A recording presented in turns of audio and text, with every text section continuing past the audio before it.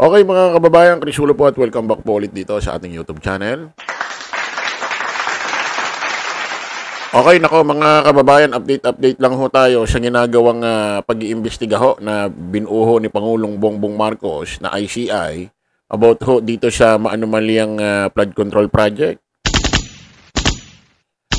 At napunta na nga sa pinakaihihintay ho natin mga kababayan na kung saan ito hong ICI ay magsisimula na ho mag-imbestiga dyan ho sa Davao, especially ho dyan sa distrito ho ni Congressman Pulong Duterte.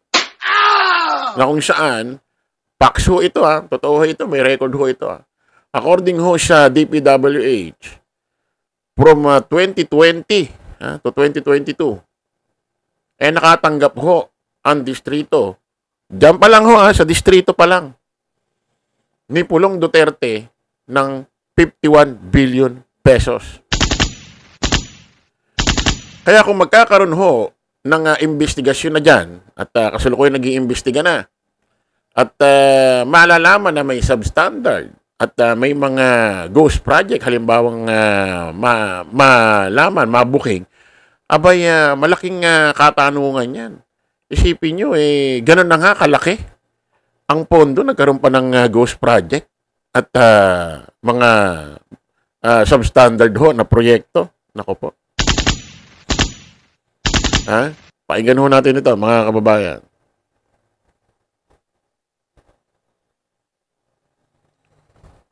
Kinwestiyon ni Davao City Representative Paulo Duterte ang pagpapaimbestiga sa flood control project sa Davao City. Pero git niya, wala naman siyang tinatago. Live mula sa Batasang Pambansa, nangunguna sa balita si News 5 House Correspondent Marian Enriquez. Marian, ano raw ang questionable para kay Congressman Pulong? Jiggy, tanong nga ni Davao City Representative Paulo Duterte, bakit siya lang at bakit Davao City lang yung pinaimbestigahan ni ACT Teachers Party List Representative Antonio Tino? For context ng Jiggy, pumunta kasi itong si Congressman Tino kahapon sa ICI at ni-request nga niya sa komisyon na imbestigahan itong halos 4.4 billion pesos na flood control project sa Davao City mula 2019 hanggang 2022. Kabilang nga dyan yung mga nag-overlap na proyekto sa Davao River, yung double funding o yung dalawang kontratang pareho po yung halaga sa parehong lokasyon. Maging yung 62 contracts nga na iginawad kahit wala namang detalye yung mga proyekto. Yan yung mga inilatag na grounds ni Tino nang pumunta nga po siya sa ICI kahapon para imbestigahan nga yung mga maanumalyang proyekto sa Davao City. Itong mga proyektong po ito ay nasa distrito ni Congressman Pulong. Resback naman ng Davao Congressman, kung totoong patas si Tino, bakit hindi niya raw sabay-sabay na hinahabla nga yung mga distrito na may bilyon-bilyong flood control anomalies sa buong Pilipinas? Okay, malaking kasinungalingan ho yan, mga kababayan, mga ka-analyze, na kung saan sa klase ho ng paliwanag ho ni Congressman Pulong Duterte, para bang ang dating siya lang ho ang iniimbestigahan o siya ang pinag-iinitan?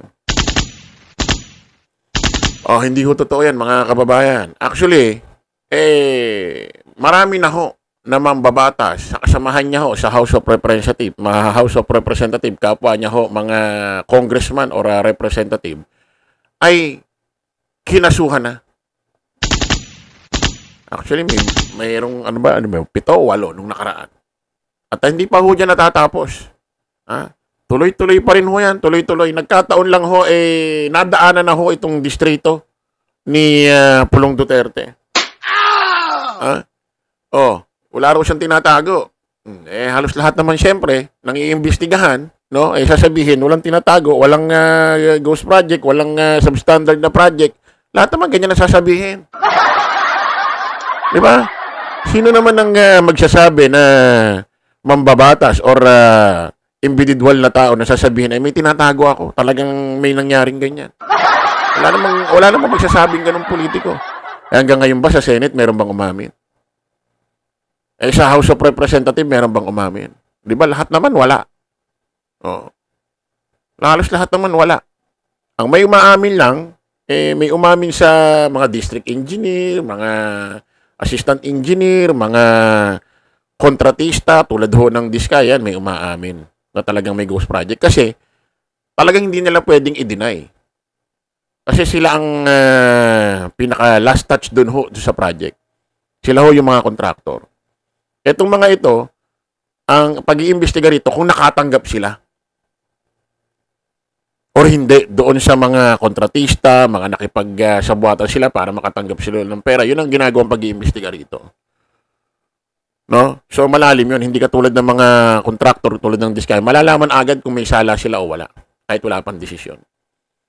Dahil pag napatunayan merong ghost project doon sa area na yon at natanggap nila yung project na yun at hindi nila ginawa, alam agad, mabibisto agad. Ito medyo may pahirapan dito kasi ang pinatutunayan dito kung nakatanggap o hindi. So, expect na natin sasabihin ni Pulong na wala siyang nakuha, wala siyang natanggap, wala siyang tinatago. Expect na yan. Kasi wala naman talagang aamin dyan. Kayo ba maniniwala na walang taga-senadong nakatanggap, wala rin taga-House of Representative na nakipagsabuatan sa mga kontratista? At lahat ng problema rito sa Animalyang Ghost Project ng DPWH dyan sa flood control, may mga kasalanan lang, mga distrito, mga engineer mga district engineer at mga kontratista tulad ng Diskaya. Sila lang ang may mga kasalanan at itong mga ibang taga-Senate, ibang taga-House of Representative, wala, malilinis. So, expect na yan, na lahat naman talaga sila magdi-deny. Pilipinas. Bakit daw ba siya at bakit daw Davao lang yung pinupunteriya ni Tino? Hirit pa nga ni Congressman Pulong, handa raw ba si Tino na imbestigahan maging yung mga kaalyado niya? Malaking kasinungalingan na naman ho yun na nag-iimbestiga lang sa distrito niya. Hindi. Actually, ang tagal nga bago nakarating sa distrito mo ang pag-iimbestiga ng ICI. Kung pinag-iinitan ka, di sana, umpisa pa lang pagbuo ng ICI, nagpunta na agad sa lugar mo. So, kasi nungalingan yan, mga kababayan, no? Syempre, ano na naman yan? Panlaso na naman ho ng utak ng kanilang mga taga-subaybay. Gayunman bukas daw si Pulong na sa investigasyon dahil wala naman daw siyang itinatago, tinatakbuhan at kinatatakutan. Jiggy. At sa payag ni Congressman Pulong, may sagot na ba si Congressman Tino? Yes, Jiggy, sagot naman ni Congressman Tino, para na rin daw inamin ni Congressman Pulong na may bilyon-bilyong pisong anomalya nga sa kanyang distrito. Giit pa nga niya, mula Davao hanggang Malacanang, lahat ng sangkot ay dapat managot. Yan muna ang latest. Dito sa Kamara, balik sa'yo, Jiggy. Yan ang ulat ni Marian Enriquez live mula sa Batasang Pambansa. Ayan mga kababayan, according ho kay Congressman Pulong Duterte, handa naman daw siya, open naman daw ho siya sa pag-iimbestiga sa kanya. No? Wala naman daw siyang wala na siyang dapat ng katakutan or wala naman daw siyang dapat itago. Kaya open at maikipagtulungan siya sa pag-iimbestiga ng flood control. Ang problema, may breaking news ho ngayong araw ho na ito. Basahin ho natin mga kababayan. Ayun, makikita niyo sa screen. Ito hong si Congressman Pulong Duterte ng District 1 ng Davao City ay may i-forward ho na letter para ho sa ICI. Ayan o. Hindi haharap sa ICI! Nako po, naloko na. Tumanggi si Davao City 1st District Representative Paulo Duterte sa investigasyon ng Independent Commission for Infrastructure or ICI na humarap sa pagdinig kaugnay sa flood control scandal. Ito pala yung maikipagtulungan, ano? Para rin si Harry Roque. Nung nagsisimula yung pag-iimbestiga ng Quadcom sa Pogo, sabi niya, may ipagtulungan ako dyan. Pagka inimbitahan ako, pupunta ako dyan. Yung pala, mga 2-3 beses lang nagpunta. Nung may hinihingi na sa kanyang dokumento para mapatunayan bakit lumaki ganun ang yaman mo, saan galing yan, ano ang source of income mo, ba't yumamang ka ng ganyan, ba't lumaki ang pera ng bangko, bakit lumaki ang mga pera ng account nyo, ganito, ganyan, hindi na ho nagpakita. Kasi kailangan mapaliwanag mo yun . Anong merong negosyo ka para makapuno ka ng ganyang karaming pera? Di ba? Kumbaga sa nagtitinda ka lang ng fishball, bakit may milyon-milyon ka sa bangko? Parang ganun eh. So, paano mo i-explain yun? Ha? Anong klaseng explanation, patunay, ebidensya ang ihaharap mo na ang negosyo mo, isang karitong fishball, pero may milyon-milyon ka sa bangko? Paano patutunayan yun? Ganun yung nangyari kay Roque. Kaya nga hindi na sumulpot, di niya alam kung anong gagawin niya. Ito, sabi ni Congressman Pulong Duterte, handa raw siya sa pag-iimbestiga. Maigi pagtulungan, wala naman daw siyang tinatago. Pero ngayon tumanggi. Tumanggi si Davao 1st District Representative Paulo Duterte na sa investigasyon ng Independent Commission for Infrastructure na humarap sa pagdinig kaugnay sa flood control scandal. Bakit tumanggi ka siya? Anong meron? Ano na namang excuses yan? Ano na namang pambobola na naman ng ang sasabihin nyo sa mainstream media? Kaysa pinag-iinitan, kaysa ganyan. Sa totoo lang halimbawa pinag-iinitan ka, halimbawa lang. Pero hindi naman ganyan yan. Kahit pag-initan ka, kahit ipatawag ka ng ipatawag dyan, kung wala naman talagang ikaw tinatago at lalabas sa investigasyon, walang substandard sa distrito mo, walang mga ghost project, wala naman. Hindi ka naman masasama dyan sa kaso. Ganun lang naman kasimple yan eh. Diba? Kaya bakit ka natatakot? Anong meron? Ha? So, abang-abang tayo rito mga kababayan sa kaganapang ito na kung saan ay nako. Mukhang pag napatunayan may sala itong si Congressman Pulong Duterte sa kanyang distrito. Just sa 1st District.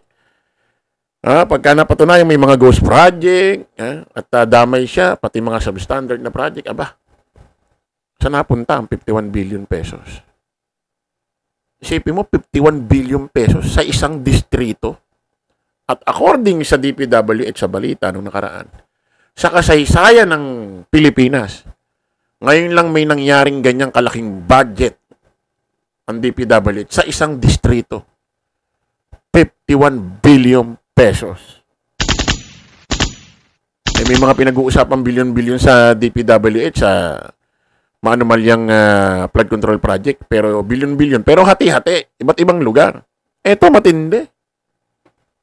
Isang distrito lang 51 billion pesos na. Oh my goodness. Akala ko ba maunlad na sa distrito ng sa Davao. Siyempre kasama ang District 1 dyan.